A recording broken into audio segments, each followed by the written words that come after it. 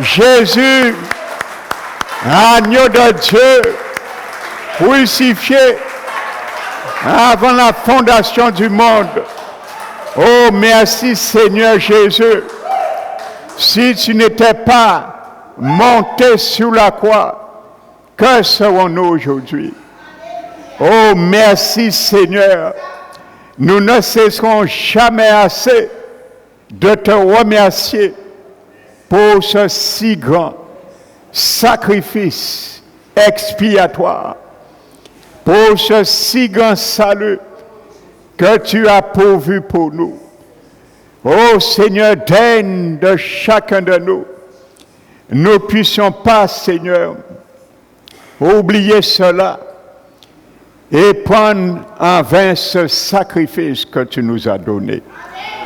Merci, mon Dieu, que nous ne faisions point, Seigneur, comme beaucoup l'ont fait, de prendre ta grâce en vain. Loin de là, Seigneur, nous voulons apprendre encore de toi, apprendre à nous fortifier, Père éternel, à consolider nos fondations avec toi. Lorsque les choses ne vont pas comme nous le voulons, afin de nous ouvrir les yeux, afin de nous interpeller, Père éternel, car tu ne fais rien pour rien. Merci, Père, encore, pour ce message que tu mettras encore ce matin dans ma bouche par ton esprit. Je m'humilie devant toi, devant ton trône, et je viens avec crainte et tremblement encore devant ton peuple. Car je ne veux pas parler encore ce matin de moi-même. Je ne veux pas parler par moi-même, Seigneur, mais je veux que son esprit parle par ma bouche ce matin. Merci, Esprit du Dieu vivant. Je m'appuie sur toi, car lorsque tu es là, je me sens à l'aise de porter ton conseil. Alors encore merci, car je sais que tu es, Seigneur, à ma droite, Père éternel. Comme dit ta parole, je te bénis et je te glorifie, car c'est toi qui es là pour glorifier notre Seigneur. Merci, Père. Reçois la louange, reçois l'adoration, reçois la magnificence qui t'est due au siècle des siècles. Au nom de Jésus, j'ordonne ce matin, au nom de Jésus, à Satan et à ses démons de sortir dans ce lieu, de lâcher prise sur les pensées, car il n'y a aucune part avec vous dans ce lieu. Au nom de Jésus-Christ. Amen.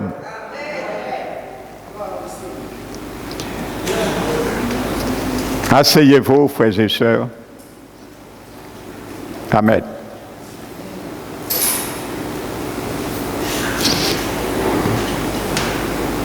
Je vous bénis, frères et sœurs. Alléluia.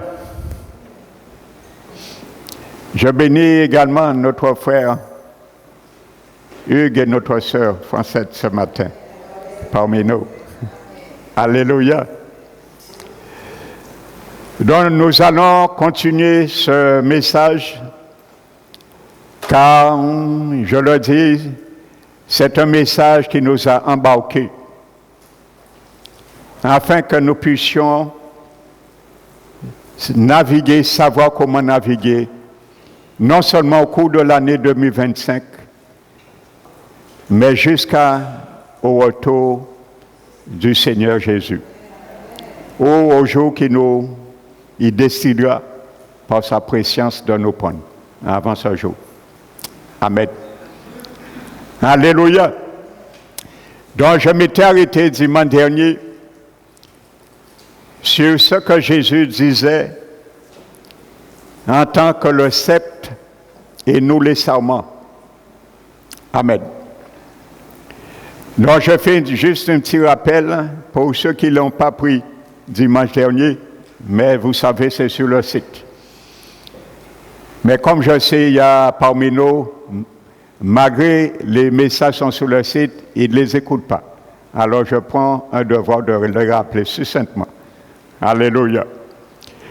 Donc la Bible, Jésus disait, je vous disais que Jésus disait que lorsque nos vies sont en bas, dans le péché qu'il appelle la poussière, pour que nous puissions porter du fruit dans sa miséricorde, il va nous retirer et nous soulever. Amen. Et il employait un mot, le mot grec héros. Amen. Afin qu'il porte du fruit.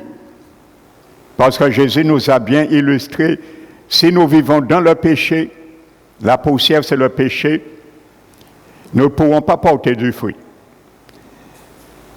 Alors, de peur qu'il nous retranche et nous retire dans l'état que nous sommes et qui ne glorifie pas son nom, et il nous met en hauteur.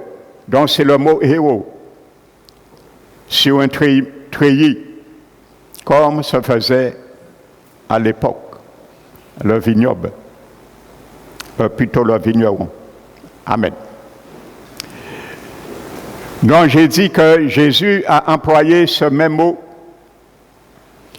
lorsqu'il a dit que si quelqu'un ne porte pas sa croix, ne se charge pas de sa croix, et ainsi qu'il peut me suivre, il ne pourra me suivre. Donc c'est le même mot grec que Jésus a employé dans ce verset qui a été traduit par charger. C'est soulever, le mot héros. Donc je disais que Jésus nous montre que celui qui n'est pas capable de soulever, de lever la croix dans sa vie, partout qu'il va, il n'est pas digne de lui. Donc c'est une manière de représenter qu'est Jésus ou qu'est-ce que Jésus, la croix, a pourvu pour nous et qui nous demande en retour. Donc c'est le même mot, élever la croix. Amen. C'est comme si nous marchons avec un étendard. Partout que nous allons. Nous ne le faisons pas bien sûr physiquement parce que les gens vont nous prendre pour des fous. C'est nous marchons avec une croix. Partout que nous allons. Mais c'est ce geste symbolique et prophétique que Jésus a employé, le mot héros. Amen. Et ensuite, nous avons vu que Jésus a dit maintenant, je capitule, je paraphrase, ceux qui se sont laissés lever, soulever par le Seigneur pour porter du fruit, maintenant il va les émonder, afin qu'ils ne portent pas du fruit, mais qu'ils portent plus de fruits. Amen. Et nous avons vu le mot grec que Jésus a employé. Ce mot veut dire purifier. Amen. Laver, purifier. Donc, Jésus nous donne une deuxième phase que non seulement il nous retire dans l'état, une vie qui ne le glorifie pas, mais il nous lave aussi. Amen. Alléluia. Et c'est le mot katareo qu'il a employé. Et vous voyez dans ce mot katareo, il y a la racine d'héros. Donc ça veut dire comment Jésus nous purifie, nous lave. Il ne peut pas nous laver quand nous regardons bien l'étymologie de ce mot, purifier. Nous comprenons bien que pour que Jésus te purifie, il me purifie. Nous avons vu avec sa parole, l'eau de sa parole, nous ne pouvons pas rester à terre. Parce qu'il ne peut pas te purifier, me purifier si nous sommes dans la poussière. Amen. Il faut qu'il nous retire avant dans la poussière et il nous purifie. Alléluia. Donc pour que Jésus nous lave par sa parole, nous devons être soustraits et nous couper de la poussière. Amen. Du péché. Les impuretés de la vie. Amen. Donc j'ai terminé ainsi dimanche dernier Amen. Et je vous disais, le plus grand ennemi de ma vie et de ta vie, dans notre âme, nous devons combattre. Qui se rappelle? Le plus grand ennemi que tu dois combattre. Il s'appelle comment? Nous l'avons vu dimanche. Les Philistins. En hébreu, palash. Et je vous disais que ce mot veut dire rouler ou se vautrer dans la poussière. Le mot philistin en hébreu veut dire se vautrer dans la poussière. Donc c'est ton plus grand ennemi. Mon plus grand ennemi à combattre, c'est les Philistins spirituels. Celui qui veut nous vautrer dans la poussière. Et il n'y a rien de hasard. C'est pour ça que j'aime beaucoup prêcher sur l'Ancien Testament. Il y a beaucoup de révélations que nous comprenons avec le Nouveau Testament, et spirituel. Ce n'est pas au hasard, je disais, le plus grand ennemi d'Israël, c'était les Philistins. Or, c'est notre plus grand ennemi. Le péché, c'est mon plus grand ennemi.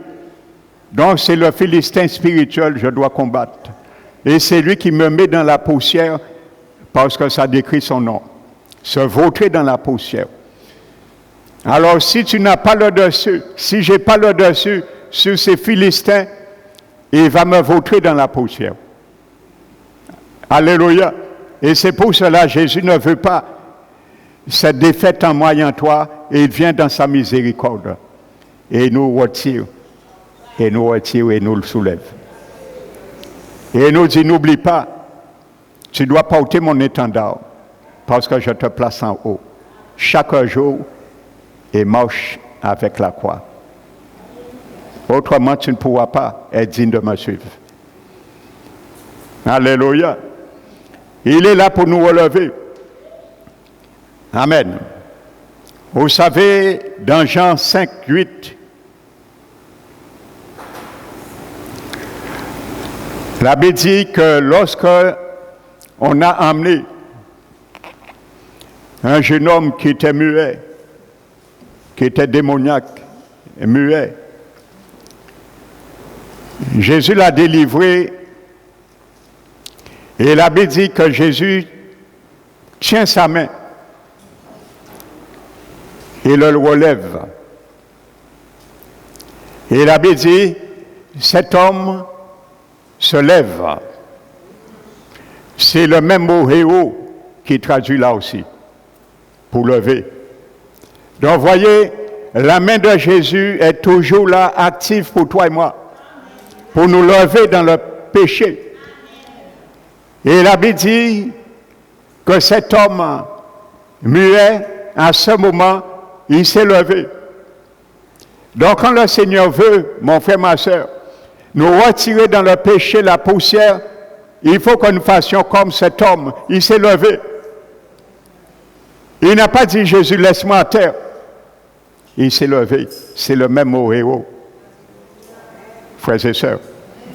Alléluia. Et ce mot est employé dans d'autres passages également. Quand Jésus a dit aux paralytiques,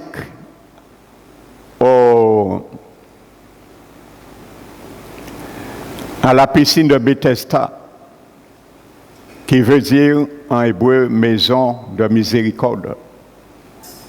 Alléluia. Et il a dit, lève-toi, prends ton lit et marche. Le mot lève-toi, c'est le mot grec héros. Amen. Donc ça doit nous interpeller, ce même mot grec, qui veut dire soulever, lever. Amen. Et il a dit premièrement, lève-toi, héros, prends ton lit et marche. Jésus n'était pas obligé de dire prends ton lit. Il aurait pu dire simplement lève-toi et marche. Et il y a une réalité spirituelle pour toi et moi. Parce qu'il venait pendant 38 ans avec un lit. C'était sa condition de vivre. Avec un lit. Et il attendait.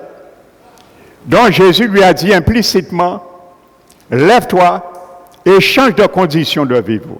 Ne viens plus avec ce lit. Alors pars aussi avec ton lit.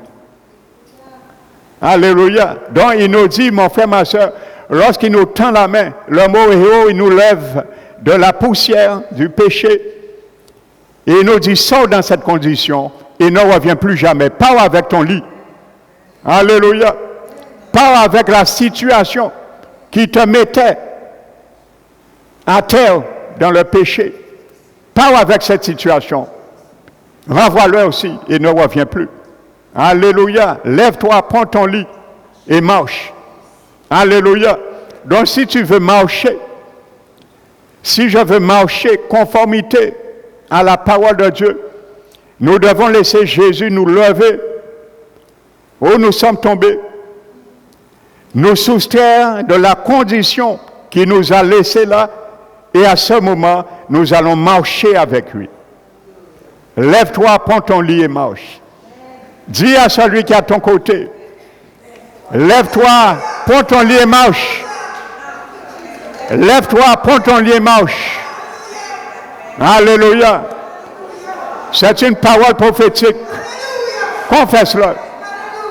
Alléluia. Alléluia.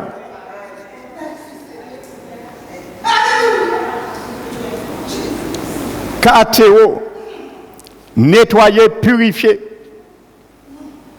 Amen. Et je vous disais, il y a le mot héros dans kathéo.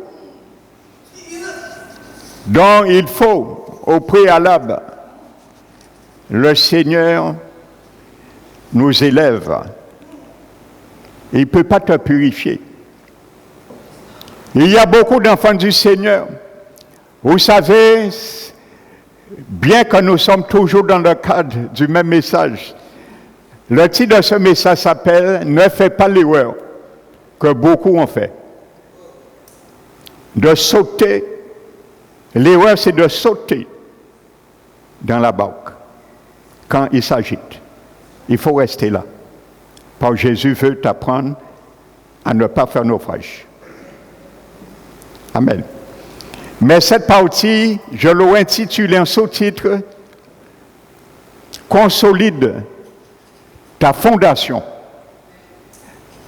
Et je m'arrête sur le verset de Acte 27, c'est sur ça que nous avons fait ce message, cet enseignement. Ils étaient en train de consolider le bateau avec des chaînes, des cordes. Donc lorsque notre foi fait aussi et un peu agité, nous ne devons pas essayer de le consolider avec quoi que ce soit autre que la parole, la communion et la prière de notre Dieu. Je disais, il n'y a pas de substitut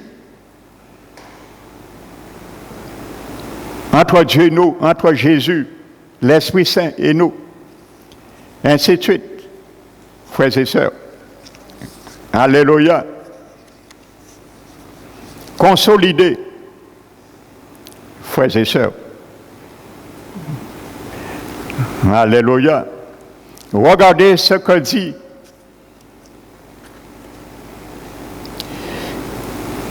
la parole. N'oubliez pas, je vous ai dit que Jésus disait ensuite dans Jean 15, la parabole du vignoble, il disait, celui qui demeure en moi. Donc déjà, demeurer en Jésus, sans demeurer en Jésus, tu ne peux pas porter du fruit. Donc ça c'est clair, ça c'est le monde. Donc le monde ne peut ni être retiré du péché et ni être purifié, parce qu'ils sont hors du branche, du sceptre. Amen. Mais nous sommes dans le sceptre, les sarments, les branches. Nous devons demeurer.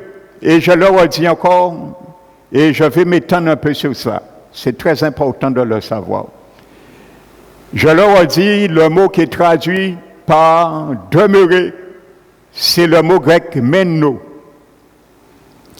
Et ça veut dire rester où tu es déjà. Pas rentrer, mais rester où tu es déjà. Ça, c'est très important. Parce que j'ai entendu des prédicateurs faire l'exégète de Jean 15 et dire que Jésus ne parlait pas aux chrétiens nés de nouveau. Parce qu'il y a un jugement dedans. Parce que eux, ces prédicateurs, pensent qu'un chrétien né de nouveau ne peut jamais perdre leur salut. Donc, ils sont obligés de contourner avec leur théologie, leur doctorat, ce que Jésus n'a pas dit. Mais Jésus est clair dessus. Jésus a parlé premièrement des chrétiens nés de nouveau qui demeurent et ensuite les chrétiens nés de nouveau qui ne demeurent plus. La parabole est claire. Moi, pour ma part, c'est le plus grand message d'avertissement que Jésus a donné à son Église. C'est Jean 15.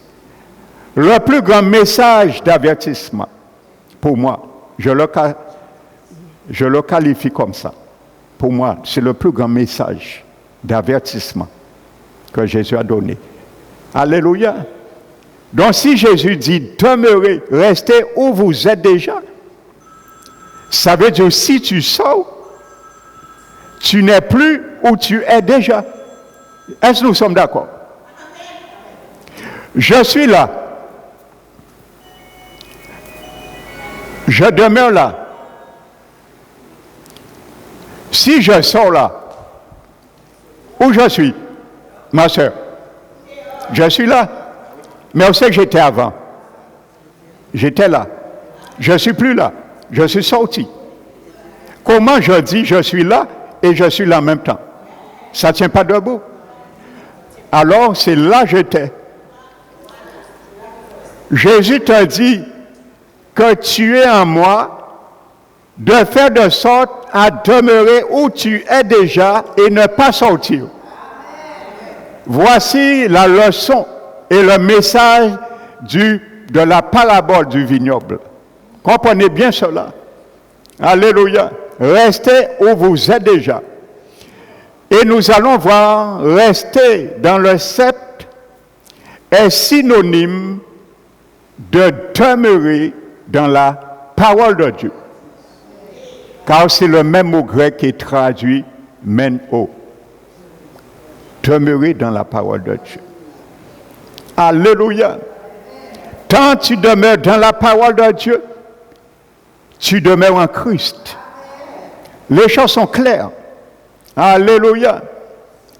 Amen. Nous allons voir ça, frères et sœurs. Consolider notre fondation. Lorsque les choses ne vont pas, n'essayons pas d'attacher notre barque avec des chaînes de la chair, avec les cordes de la chair, avec le cordage de la chair, comme ils ont essayé dans Acte 27. Mais, loin de là, consolider notre fondation avec Dieu. Alléluia. Amen. Vous savez, Hébreux 11, 1 nous donne la définition de la foi. Il dit la foi est une ferme assurance des choses qu'on espère, une démonstration de celles qu'on ne voit pas. Le mot grec est traduit par ferme assurance, c'est le mot homoptasis. Amen. Ça veut dire, étymologiquement, il est composé de deux mots qui veulent dire sous et fondement. Donc ce mot grec veut dire sous un fondement. Donc ma foi, ta foi me met sous un fondement, frères et sœurs, sous un fondement. Alléluia. Et le fondement, c'est la parole de Dieu, les choses qu'on espère. Sous ce fondement. Donc c'est pour consolider notre fondation. N'oubliez pas, Paul a dit à Timothée, beaucoup ont fait naufrage dans la foi. Amen. Donc si Paul dit à Timothée, il y a des collaborateurs qui travaillaient avec lui, et ainsi de suite, qui ont fait naufrage dans leur foi, c'est pour avertir, pour ne pas faire naufrage. Et mon but aujourd'hui, mon frère, ma soeur, c'est d'avertir pour ne pas faire naufrage dans ta foi un jour. Amen. Jacques 1, verset 21-25, parle de l'homme qui, après s'être regardé dans le miroir de la parole de Dieu, oublie aussitôt comment il est en Christ. Amen. Comment il est en Christ.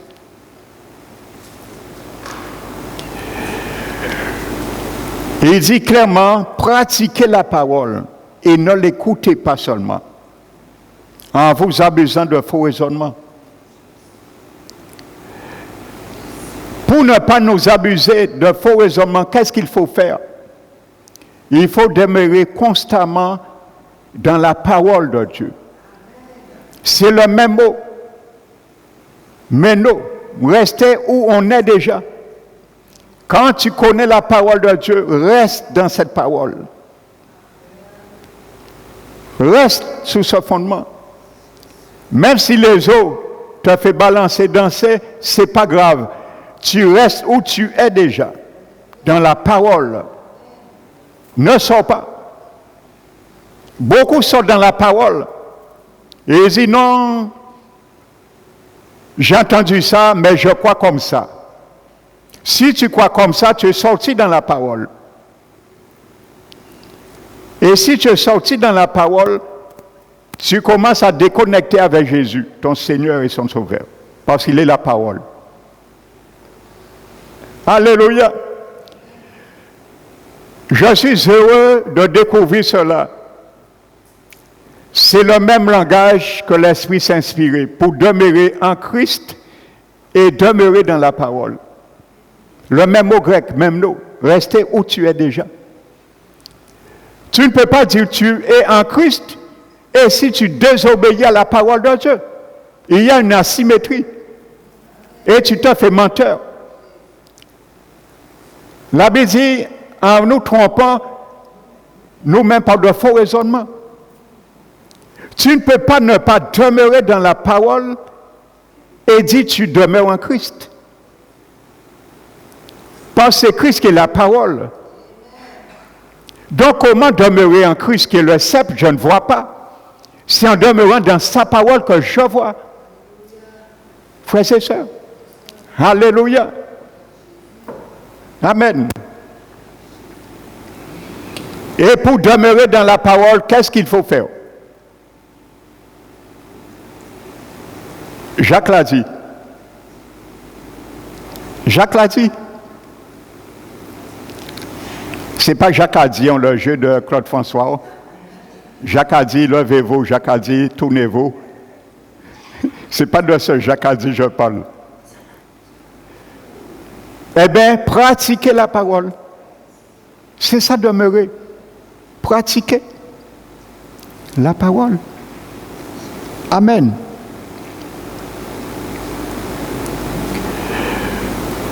Et la parole de Jacques est étroitement liée, frères et sœurs, avec la parabole du semeur dans Matthieu noté 13, 1 à 23. Vous allez découvrir cela. Dans laquelle Jésus souligne la nécessité d'entendre et de faire. Vous allez étudier cela. La parabole de Matthieu 13, versets 1 à 33, à 22 et 23, pardon. Jésus souligne la nécessité d'entendre et de faire. Les deux. La pratique, c'est ça demeurer. Tu as entendu ce que Dieu veut pour moi, pour toi? Alors, qu'est-ce que je fais? Je reste là ou je sors? Amen. Demeurez. Ça, tu viens d'entendre, demeure. Tu as le libre arbitre de demeurer ou de ne pas demeurer. Donc, si tu demeures, quoi qu'il arrive demain, tu dois demeurer. Parce que toi, tu restes où tu es déjà. Si tu es rentré une fois dans la parole, une promesse reste dedans. Ne sors pas. Restons dedans. Restons fermes. Alléluia. Et lorsqu'il y a parfois des tempêtes, Dieu permet cela dans notre barque. C'est pour nous permettre de rester dans la parole, frères et sœurs, ou de retourner dans la parole. Calculer les dépenses en étant sortis dans le fondement de la parole de l'Éternel. Alléluia. C'est une manière de dresser notre obéissance comme un dresseur. C'est une manière de dresser notre obéissance. Alléluia. Quand il y a le vent et il y a la tempête, c'est une manière de dresser notre obéissance. N'oubliez pas le psaume 29, je crois. Psaume 29. La Bible dit que la voix de l'Éternel, la voix de l'Éternel est sur les grandes eaux. Et l'Éternel est sur les eaux. La voix de l'Éternel est sur les grandes eaux. Quand il y a agitation parfois, il y a la voix de l'Éternel qui nous parle. La voix de l'Éternel retentit sur les eaux. Lorsqu'il y a tempête parfois, essaie de discerner si tu entends la voix de l'Éternel. La voix de l'Éternel, le psaume 29 dit, retentit sur les eaux. Qu'est-ce que Dieu, tu veux me faire comprendre? Qu'est-ce que Dieu, tu veux me faire savoir, comprendre et entendre? Psaume 29. Oh, la voix de l'Éternel, elle est majestueuse. Elle est puissante. Elle retentit sur les grandes eaux. Alléluia. La voix de l'Éternel. Je vais vous illustrer une anecdote pour bien comprendre cela. Parfois, Dieu veut dresser notre obéissance. Mais bien souvent, nous sommes plus que jamais désobéissants et nous commençons à nous enfoncer. Vous savez, les chevaux arabes sont soumis à un dressage rigoureux. Nous ne sommes pas des chevaux, bien sûr. Pour ne pas dire ça, pasteur Manuel pas dit. Amen. Parfois, on déforme ce que je dis. Donc, parfois, je prends le temps de mettre mes gants. Donc, les chevaux arabes sont soumis à un dressage rigoureux dans les déserts du Moyen-Orient. Et vous allez voir cela pour nous interpeller. Leurs dresseurs exigent une obéissance absolue de leur part. Et Jésus demande une obéissance absolue de ma part et de ta part. Amen. Nous sommes d'accord. Et les soumettent régulièrement à des tests pour évaluer leur progrès. Comment, mon frère, ma soeur, pour que Jésus évalue mon progrès, ne me donne pas des tests? Comment tu es à l'école pour que ton professeur n'évalue pas ton progrès, ne te donne pas des tests? Amen. Le dernier de ces tests des chevaux arabes est à la limite des capacités d'un être vivant. Voici le dernier test, le plus rigoureux de ces dresseurs de chevaux en Moyen-Orient arabe. Les animaux sont attachés et privés d'eau pendant plusieurs jours. Frères et sœurs, lorsque le dresseur les relâche, c'est des tests pour éprouver leur progrès. Et lorsque les dresseurs les relâchent, ils se mettent aussitôt à courir vers un point d'eau. C'est normal. Ils sont restés attachés plusieurs jours sans boire. Combien de fois nous restons sans boire l'eau de la parole, mon frère, ma soeur? Et quand le Seigneur veut briser les chaînes pour nous relâcher, la première réflexion que nous devons avoir, c'est quoi? C'est courir, chercher où boire l'eau. Mais bien souvent, ce n'est pas notre cas. C'était le cas des chevaux. Le premier réflexe, c'était courir pour satisfaire leur soif. Chercher une source. Notre source, c'est Jésus. Notre appui. Jérémie a dit un jour à l'Éternel, « Serais-tu devenu pour nous une source trompeuse? Une eau dont on n'a pas confiance. » Amen. Donc le Seigneur, parfois, lorsqu'il nous parle quelque chose nous concernant, au lieu d'avoir soif de courir dans notre chambre, nous fermer, nous mettre à genoux, dire, Seigneur, pardonne-moi. Je n'avais pas compris cela. J'étais dans la boue du péché. Je te demande pardon. Relève-moi maintenant. Je me relève triomphant maintenant par ton pardon, par ton sang. Bien souvent, ce n'est pas le cas. Frères et sœurs. Alléluia. Donc parfois, le Seigneur veut se servir de nous. Amen. Mais il ne peut pas. Il ne peut pas. Nous sommes encore attachés, parfois avec les choses de ce monde. Nous sommes parfois attachés avec le péché du monde, frères et sœurs, et le Seigneur ne peut pas. Il pleure, il est attristé. Nous attristons son esprit sur nous.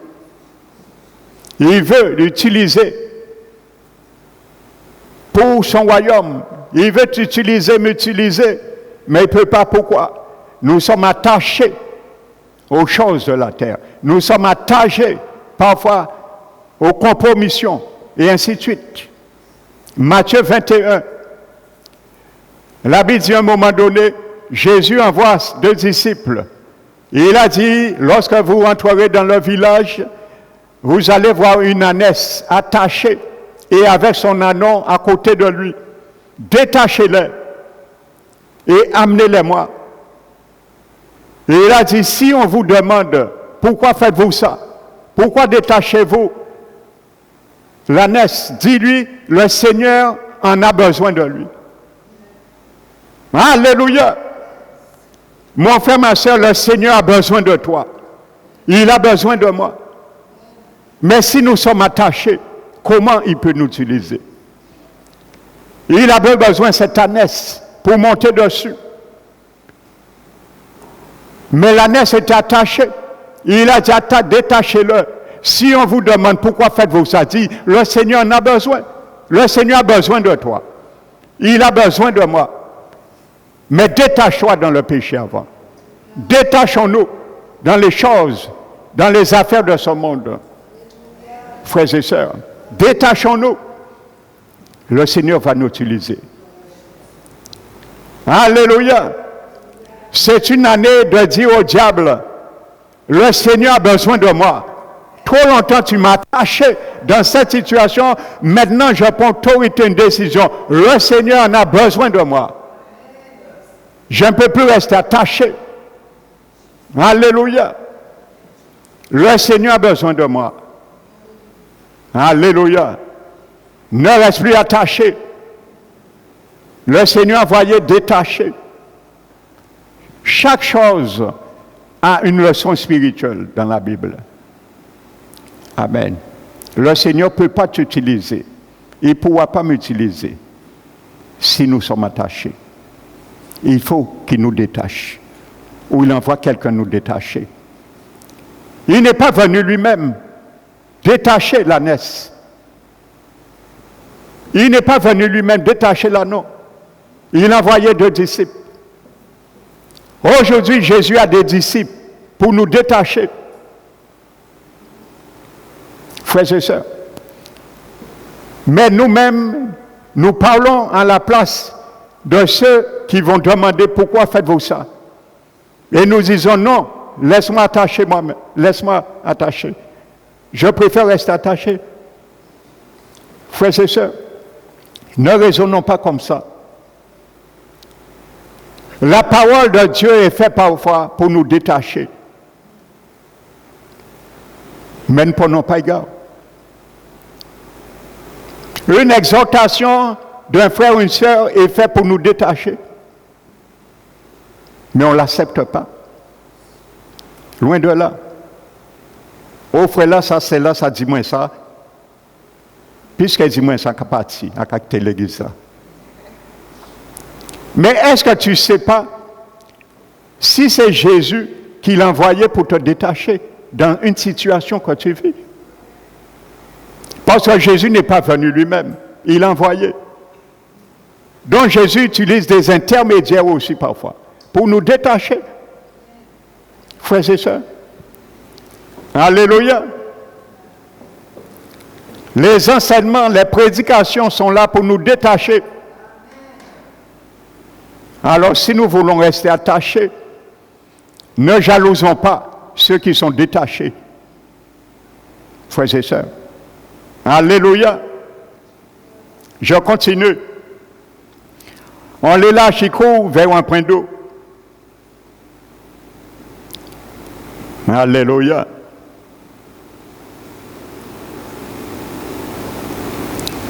Frères et sœurs, j'étais attaché aussi un jour par la religiosité.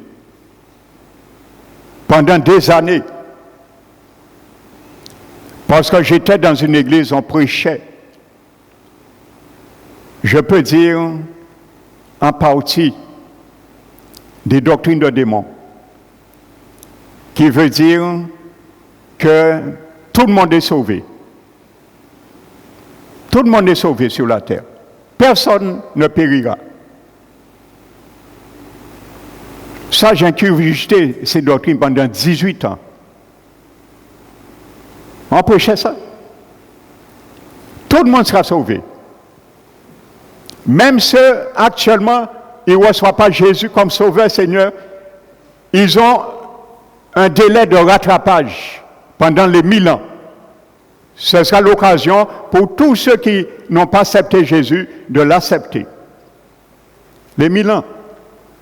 Deuxièmement, l'enfer n'existe pas. Et ainsi de suite. Eh bien, vous savez, j'étais attaché à travers ces choses. Et à un moment donné, j'ai commencé à calculer. Parce que quand tu reçois ces genres de doctrines, le diable te fait calculer. Parce qu'il a besoin de te rattraper. Eh bien, j'ai commencé à calculer. Mais finalement, s'il n'y a pas de condamnation, eh bien, ma conscience peut rentrer en tiroir un moment. Eh bien, j'ai commencé à flirter avec le monde. C'est normal. La Bible dit la foi vient de ce qu'on entend. Mais la foi s'en va aussi de ce qu'on entend. Alléluia. Ta foi peut se perdre à cause de ce que tu entends aussi. La foi vient de ce qu'on entend, mais la foi peut se sortir, s'en va de ce qu'on entend aussi. Eh bien, j'ai commencé à flirter, j'ai commencé à boire, et ainsi de suite. Et c'est là que je suis devenu un alcoolique. Oh, j'étais jamais alcoolique.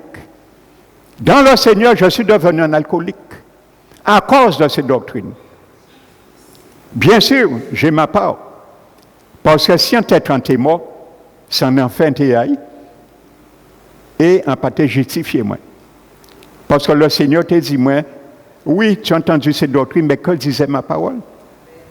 Eh bien, vous savez, le Seigneur s'est révélé à moi, frères et sœurs, et il m'a montré que si je mourais, maintenant, dans la situation où je suis, c'est en enfer que j'irai. Je ne connaissais rien sur l'enfer. Eh bien, je me suis trouvé comme ces chevaux qui étaient attachés. Lorsqu'il m'a détaché, premier butin fait un courir et un attaché là l'eau des sources des villages. Et c'est là que j'ai commencé à étudier dans la parole, chercher où se trouve le mot enfer. Et c'est la Bible qui m'a enseigné directement, frères et sœurs. Après, j'ai pris une décision et j'ai quitté cette église. Le Seigneur lui-même m'a dit de quitter. J'ai couru parce que j'avais soif d'entendre et de boire l'eau des doctrines saintes qui mènent au ciel. Frères et sœurs, aujourd'hui, beaucoup parmi le peuple de Dieu, ils sont assoiffés d'aller dans les églises où on prêche prospérité matérielle. Un chrétien ne peut pas être pauvre, ainsi de suite. Beaucoup de chrétiens, c'est là qu'ils courent. Mais on les attache, frères et sœurs, dans les sensations. Ils veulent voir des miracles, ils veulent voir des prodiges. Mais si tu demeures dans la parole, tu as tout pleinement en Christ Jésus. Tu verras des miracles dans ta vie, tu verras des prodiges dans ta vie en son temps fixé. Parce que dans la parole, il y a tout. Jésus chassait les démons par sa parole. Il guérissait par sa parole. Il créait par sa parole. Donc quand tu demeures, je demeure dans la parole, j'ai tout pleinement Christ. Parce que la parole, c'est Christ lui-même. Il est mon sceptre. Et il est aussi mon eau purificatrice par laquelle il me lave. Il te lave. Alléluia. Mais au moment où ces bœufs, ces chevaux plutôt, au moment ils arrivent par un point d'eau, mais au moment où ils se baissent le museau et s'apprêtent à boire, les dresseurs donnent un coup de sifflet. Et ils étaient rodés. Ça veut dire que si l'eau était là, et au moment où tu cours pour désaltérer, le coup de sifflet s'est fait là, tu ne dois pas tricher. Tu dois t'arrêter là. Et l'eau est là. C'était pour les tester. Et vous allez voir pourquoi ce test rigoureux.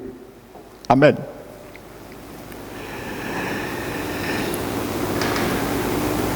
Il donne un coup de sifflet. Donc ceux qui sont parfaitement dressés et obéissent s'arrêtent. Ils s'arrêtent. Alléluia. Ils font demi-tour et retournent auprès de leur maître. Ils tremblent d'impatience et de soif, mais ils attendent. Une fois que le dresseur est sûr de l'obéissance, il leur donne le signal d'aller boire. Frères et sœurs, alléluia. Il y a des eaux à ne pas boire et à faire demi-tour. C'est du poison parfois. Il y a beaucoup de doctrines empoisonnées dans l'Église du Christ aujourd'hui. Ça empoisonne l'âme des chrétiens. Ça empoisonne le salut des chrétiens. Frères et sœurs, si vous savez combien de vidéos, comme on voit, j'écoute, des chrétiens qui ont perdu leur salut, sont en enfer aujourd'hui, à cause des doctrines qu'on les a enseignées. Ça ne les a pas soustraits de l'enfer. Ils avaient leur responsabilité de refuser ou d'accepter. Frères et sœurs. Alléluia. Si je te prêche des doctrines de démons ici, refuse-les. Je te donne l'autorisation de les refuser. Fais demi-tour, arrête-toi et fais demi-tour. Mais si c'est l'eau du Saint-Esprit, il te dit de boire. Ne fais pas l'erreur de ne pas le boire. Amen. Alléluia. Cela peut sembler cruel pour ces deux sœurs. Mais quand vous êtes dans le désert et que votre existence dépend entièrement de votre cheval, parce que c'était des gens qui traversaient le désert et il n'y a pas d'eau. Imaginez-vous qu'un cheval qui n'est pas dressé, il soif et il commence mort. Et il a commencé chez soif et il a couché, il a dit, mais taille, ah, puis pas encore, en soif. Eh bien, c'était pour, ils avaient l'assurance, quand ils partaient, traverser le désert, qu'ils arrivaient à bon port. Et en vie, à travers ces chevaux, frères et sœurs. Leur existence dépendait entièrement de votre cheval, il vaut mieux que celui-ci sache obéir. Si nous voulons survivre aux tentations et aux épreuves de la vie, nous devons accepter l'école de Dieu et lui obéir. Le Seigneur, frères et sœurs, n'oubliez pas, actuellement, je suis préparé. Nous sommes dans une école. Tu es préparé à régner avec Christ sur cette terre pendant 1000 ans.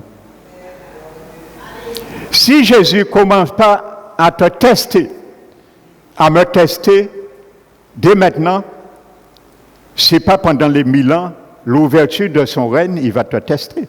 Il va me tester. Soit tu as approuvé maintenant ou disqualifié. C'est maintenant. C'est maintenant ça se fait. Soit je suis qualifié, tu es qualifié ou disqualifié. Amen. Mais il y a un effort. Il faut nous efforcer à affermir notre élection. C'est ainsi que la porte éternelle du royaume vous sera largement ouverte. L'apôtre Pierre le dit. L'apôtre Pierre le dit. Pierre était tellement conscient de cette réalité, frères et sœurs. Il disait que je me fais un devoir aussi longtemps que je demeure dans cette tente, dans son corps, à vous tenir en éveil. Ça veut dire, il rappelle, il met en éveil les chrétiens pour qu'ils ne puissent pas être rejetés de la porte du royaume. Pour vous tenir en éveil par des avertissements. Frères et sœurs, quand tu avertis quelqu'un d'un danger, c'est parce que le danger est imminent. Amen. Quand tu avertis ton enfant d'un danger, c'est parce que le danger est imminent et réel. Donc, quel danger? Pierre avertissait par des avertissements. Pour ceux et celles qui ne vont pas se laisser éveiller. Et un jour, ils se trouveront en face du Seigneur et la porte sera fermée sur eux. Ils ne pourront pas entrer. Amen. Pour vous tenir en éveil par des avertissements. Paul a dit, Il faut éveiller le peuple, parfois. Le sommeil nous emporte tous, et spirituel, je parle, d'une manière ou d'une autre. Mais il faut rester en éveil. Les serviteurs doivent éveiller le peuple aujourd'hui. Parce que le peuple de Dieu dort aujourd'hui, frères et sœurs. On aurait dit l'Église du Christ, au dernier temps, devenu un dortoir spirituel. Toutes les conversations que j'ai avec près de 15 pasteurs sur mon portable, ils disent la même chose. Les chrétiens sont lourds, ils sont léthargiques, paresseux. Alors comprenez, si Jésus venait chercher son église là, ça c'est catastrophique.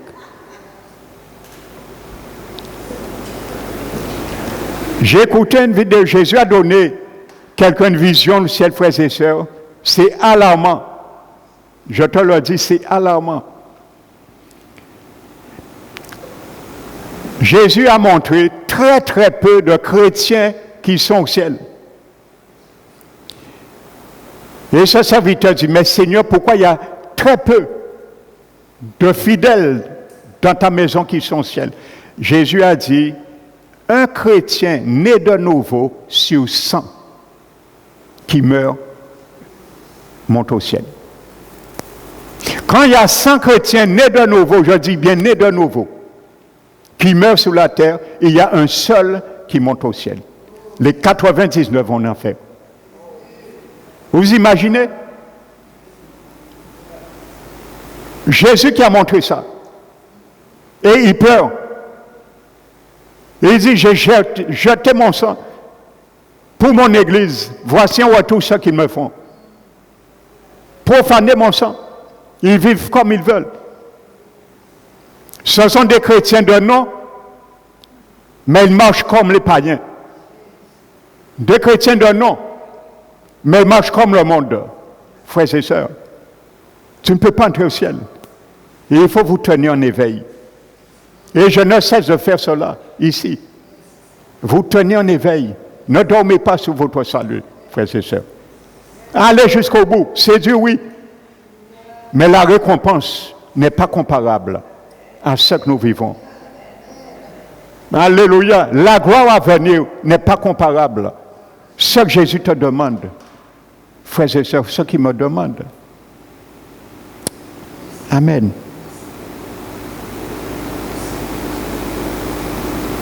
Donc le Seigneur nous met en des tests. Et je le disais, c'est pour dresser notre foi. Tous les tests qu'il met pour nous. Dans Jean 8,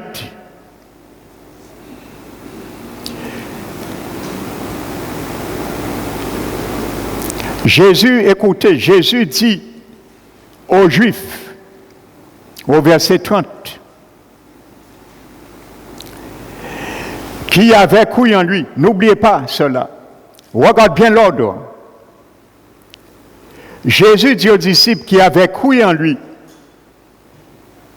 Ils ont cru. Donc, ça veut dire en quelque sorte qu'ils ont été sauvés. Amen. Parce que quand la Bible parle de mot croire, ce mot grec traduit dans sa conjugaison grecque grammaticale quelqu'un qui devient chrétien. Amen.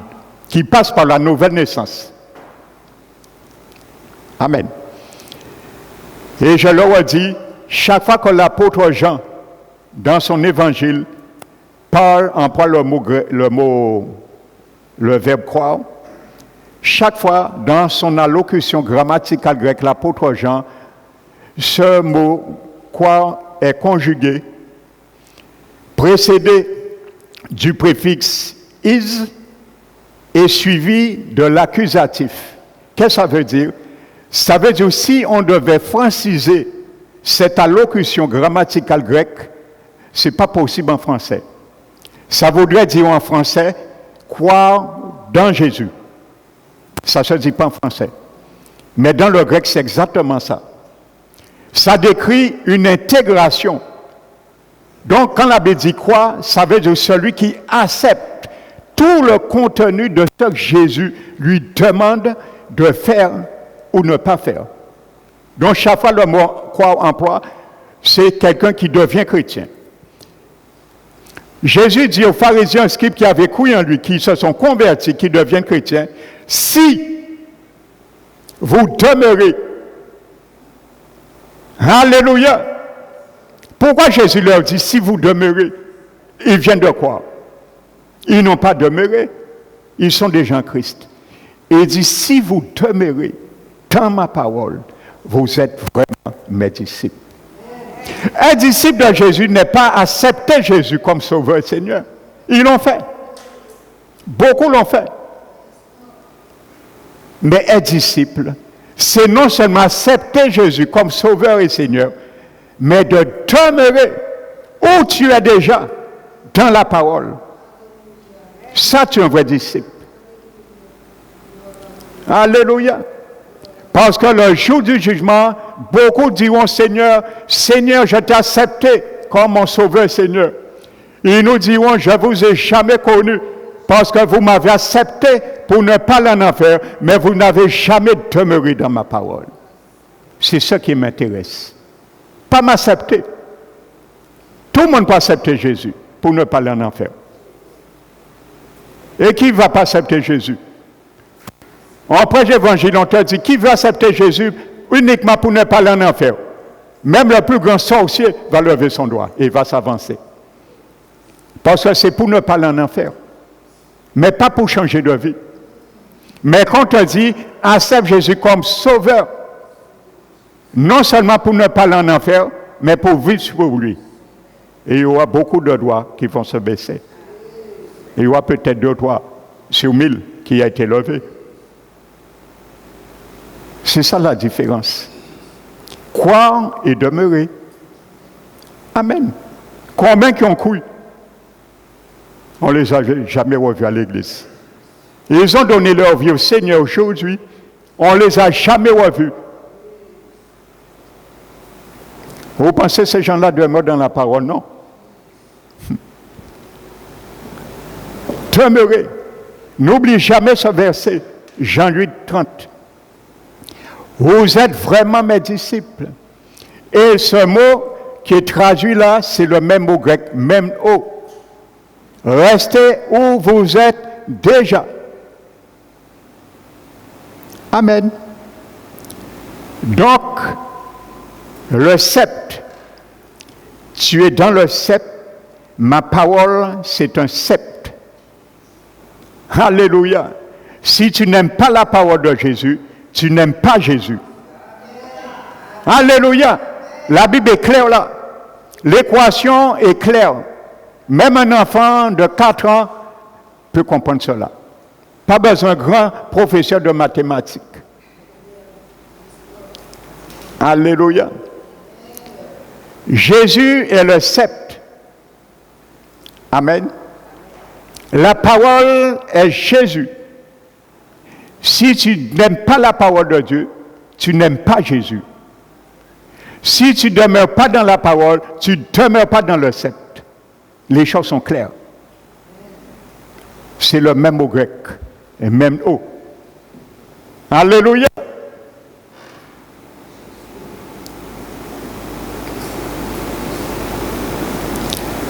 Donc Jésus disait, en d'autres termes, si vous demeurez dans ma parole, vous pourrez non seulement écouter mes enseignements, mais également les pratiquer comme Jacques 1 le dit.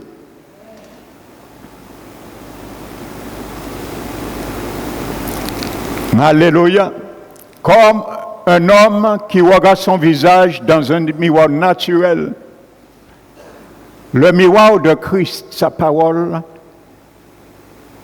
et il s'en va et il oublie aussitôt comment il était. Alléluia. Il oublie aussitôt comment Jésus lui a dit, parce qu'il est rentré dans la parole et il est sorti dans la parole.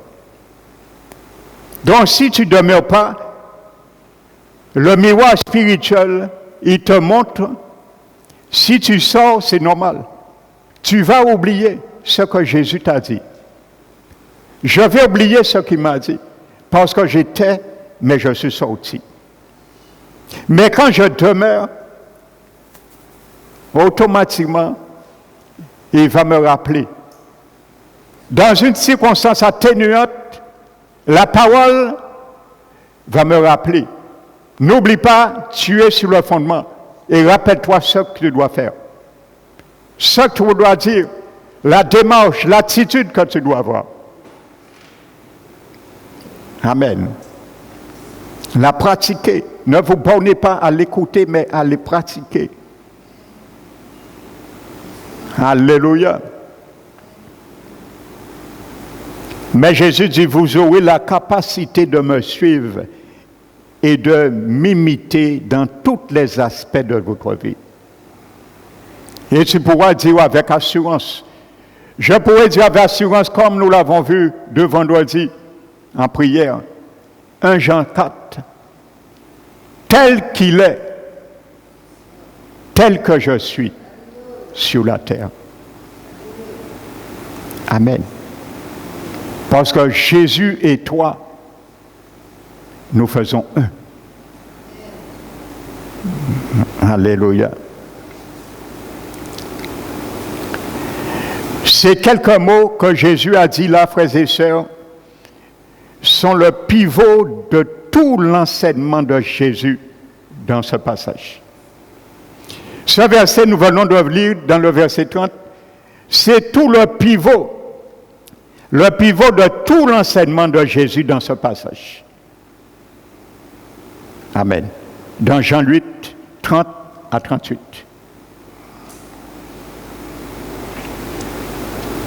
La restauration et la transformation complète de notre être dépendent de cette notion de demeurer, frères et sœurs. C'est l'élément déterminant qui fait d'un croyant un disciple. Et ce processus produit ce que l'Écriture appelle la sanctification. 1 Thessaloniciens 5, 23. Amen.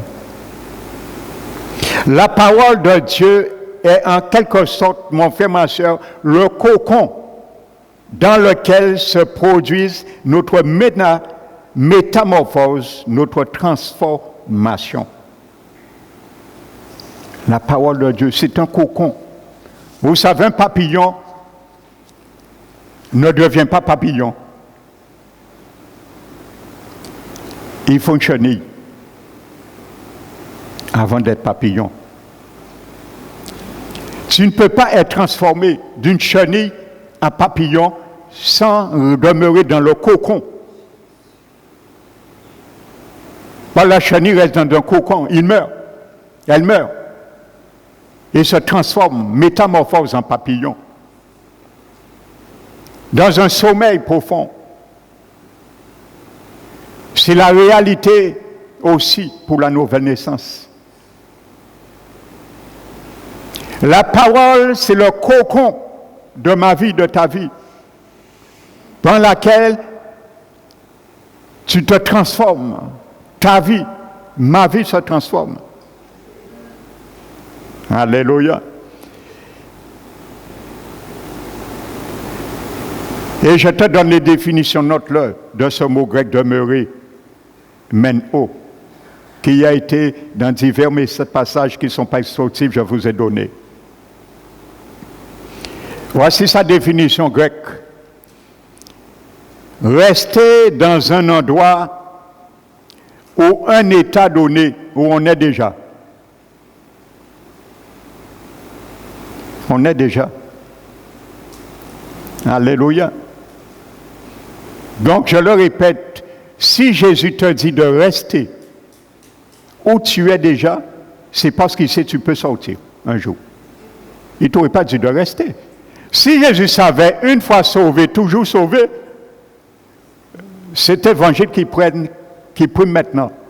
Là, on appelle ça, cette doctrine, cet évangile des derniers temps, on l'appelle ça la garantie du salut. La garantie du salut, c'est ça. Une fois sauvé, toujours sauvé. Jamais désauvé. toujours sauvé. Cette doctrine, cet évangile des derniers temps, qui ne vient pas de Jésus ni des apôtres, s'appelle la garantie du salut. Toujours sauvé. Et on va vous dire, on va prendre des versets, on va les mettre au contexte, on va les mettre sur le dos. Il y a qui fait gymnastique, judo et parole à bon Dieu. Et bien souvent, ce sont des grands théologiens. Ils ont fait l'Institut biblique qui prêche cet évangile. C'est malheureux, c'est triste. Mais qui se repentent. Moi, je ne dis pas où qu'ils vivront. Qu'eux-mêmes sachent où ils iront. Je ne le souhaite pas pour eux. Qu'ils se repentent avant qu'il soit trop tard. Ça veut dire séjourner. Même nous. Séjourner. Alléluia. Séjourner. Dormir en bas parole là. On reste là. Séjourner. Résider. Voilà toutes les connotations, les aspects à une connotation d'y demeurer où on est déjà. Résider. Ma parole, la parole de Dieu, c'est ma résidence. Le sceptre, c'est ma résidence. Ma soeur, si tu as une résidence, tu quittes un jour la résidence. Est-ce que tu es toujours dans la résidence? Non. Eh bien voilà. Un enfant peut comprendre ça. Se maintenir. Vous voyez, se maintenir. Parce que tu es déjà là. Maintiens-toi. Fais l'effort de te maintenir là où tu es. Quand le diable vient, il frappe dans ta résidence avec Jésus. Ou quoi garder un leptin, ou quoi dire, qui est là? Qu'est-ce moins? Quand vous venez faire? Eh oui, ou toujours dans la résidence, ça ne va pas sortir. On vient faire sortir un petit moment vers moi, un petit promenade. Pourquoi dire non, Satan? En bien, quand c'est journée bien, en tranquille, là, avec Seigneur en moi. C'est résidence en moi. C'est là en carité. On n'a pas besoin encore. Nous faisons trop de promenades dans le monde. Nous avons fait trop de promenades dans le monde. On connaît les gens des promenades là. Ça n'a pas intéressé moi encore. Ou menez-moi boire dans le monde. Ça n'a pas intéressé moi encore. Ou menez-moi fumer, prendre drogue dans le monde. Ça n'a pas intéressé moi encore. J'ai oublié ces butins-là. Alors, pas faire le malheur, venir frapper à Casamouin pour ça encore. Au nom de Jésus, sortir à Casamouin. Amen. Alléluia. Et qu'est-ce que c'est? Ouh, bon, pour partager moi. Mon âge a déterminé vers le Seigneur. Maman. Oui, monte au diable, tu es déterminé avec ton Seigneur, plus que jamais. Alléluia. Donc, vous voyez, c'est un terme très fort. J'ai pris le soin aujourd'hui d'insister sur cela, ce mot maintenant. Alléluia. C'est un terme très fort pour décrire ce que doit être notre relation avec la parole de Dieu. Nous allons replacer, pour conclure ce matin, nous allons replacer les différentes significations dans le contexte de notre passage 8. 30, Jean 8, 30. Nous le replaçons dans tous les contextes. Donc c'est comme si Jésus dit, vous pouvez traduire cela de 5 façons différentes. C'est comme si Jésus a dit aux scribes et aux pharisiens qui ont cru, si vous restez dans ma parole, si vous séjournez dans ma parole, si vous vous maintenez dans ma parole, si vous vivez dans ma parole, Si vous persévérez dans ma parole, parce que cela veut dire aussi supporter, persévérer, attendre. Attendre. Je suis dans le sceptre. Et c'est la parole qui me fait rester dans le sceptre. Les choses s'enchevêtrent bien. Et j'attends. J'attends quoi? Ma vie éternelle. Frères et sœurs, et j'attends. Alléluia. Tu attends. Mais tu restes là en attendant. Tu persévères. Tu te maintiens. Tu séjournes, tu restes là, inébranlable. Dans la parole. Alléluia. Voulez-vous combien Jésus insiste sur cette notion? Parce qu'il a repris, comme je le dis, dans la parabole du vignoble, Jean 15. Jésus n'a pas dit le serment, il a dit le serment qui demeure, qui reste où il est déjà. Jésus n'a pas dit le serment qui n'est pas relié de temps en temps au sceptre.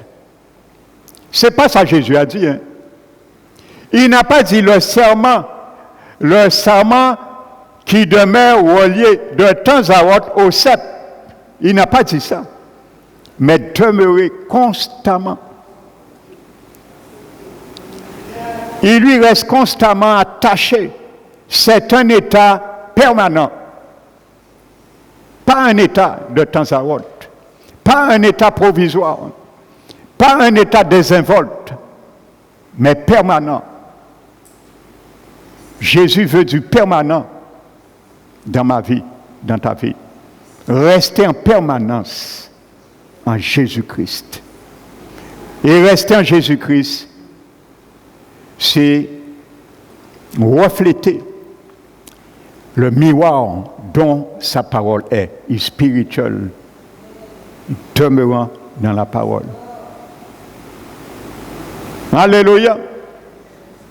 Le soir, avant d'aller te coucher, avant d'aller me coucher, tu montes sur le miroir et tu regardes. Comment tu devais te comporter aujourd'hui, cette journée, parce que tu demeures dans la parole et c'est un miroir. Quand tu plonges tes regards dans la loi parfaite, la loi de la liberté, l'abbé te promet, en persévérant, n'était pas un auditeur oublieux. Tu as du succès dans toutes tes activités. Donc tu dis, Seigneur, oui, ta parole, je suis d'accord. Je devais être moins grossier. Je devais être moins grossière aujourd'hui.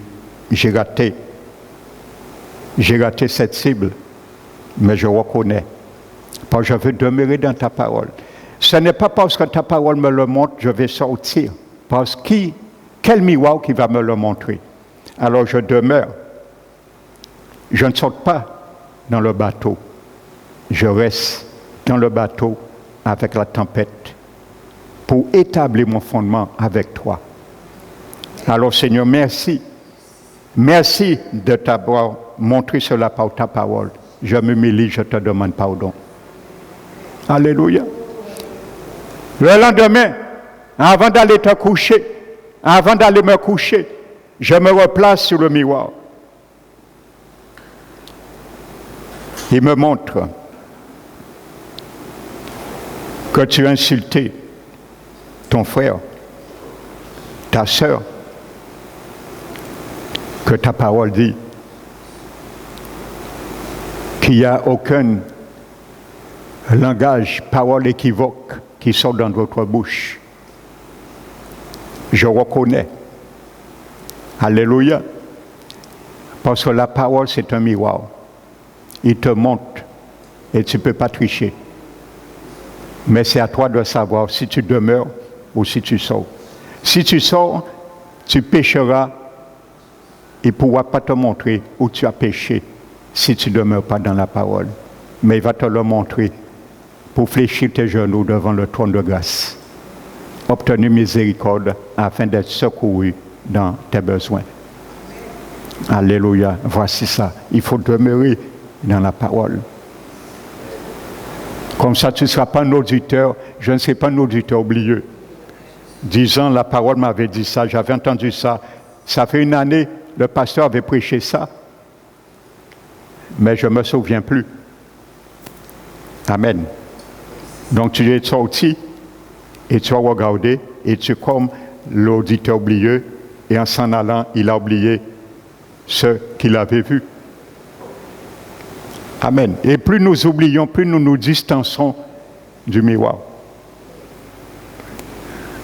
Amen.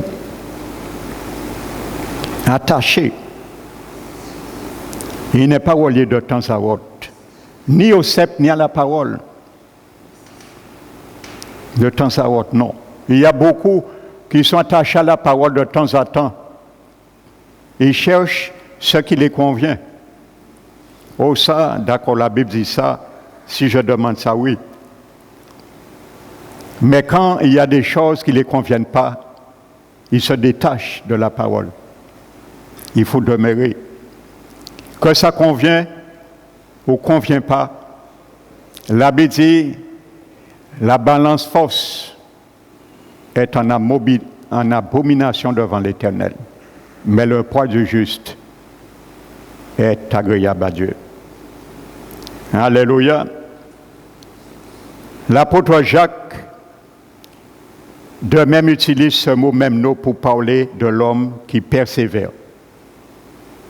Dans Jacques 1, le mot qui est traduit, mais en persévérant, se mettant à l'œuvre, c'est le même mot memno. Vous voyez, persévérer.